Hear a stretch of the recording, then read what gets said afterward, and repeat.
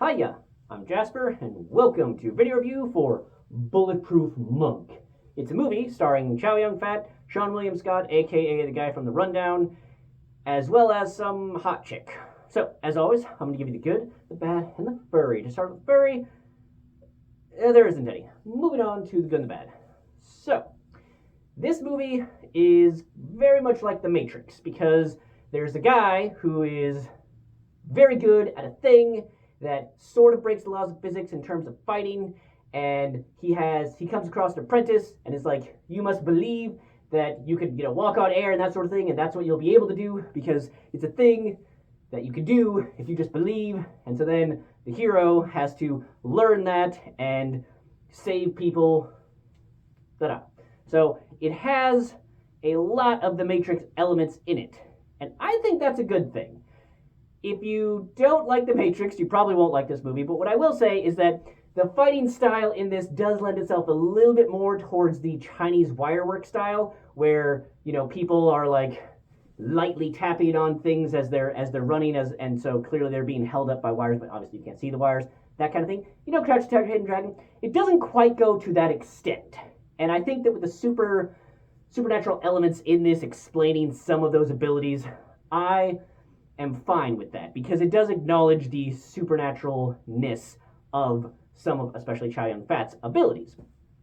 And Seann William Scott is awesome. I really liked him in The Rundown, and I liked him in this one. I've seen this movie a bunch of times, and I thoroughly enjoy him in it. I just, he had a lot of potential. And it was great to see that the actor got to express that potential in this. Also, his workout routine, man, he is buff.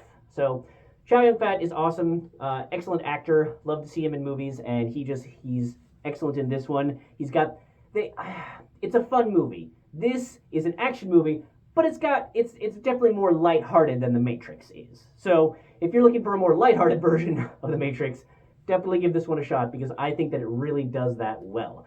His love interest, I like her well enough. I think that she is super hot and she super kicks butt.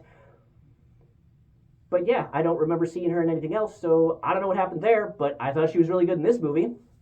The villain is fine. He is over-the-top evil, which is fine, because sometimes, especially in movies like this, where it's supposed to be a little bit more lighthearted, having the big bad evil guy just be a big bad evil guy is, I think, totally fine.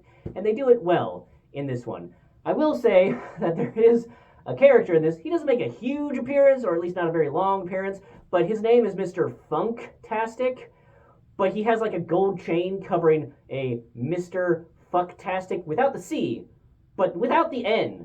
So I've watched this so many times, and I've rewound and no, okay, go back 10 seconds, no. So they did a really good job of dubbing the audio, if they did, to change it from, I'm Mr. Funktastic, from the original probably of I'm Mr. Fucktastic, because I imagine that they tried to get it through the censors of no, see, it's without the C, and it's Fucktastic, it's it's a thing. And then when the censors were like, no, that'll get you an R rating with how many times you said it, they were like, fine, and they redubbed it, and then they probably really made the editors' lives hard by having to cut around every single time that dude was on screen, which, by the way, his workout routine, nice.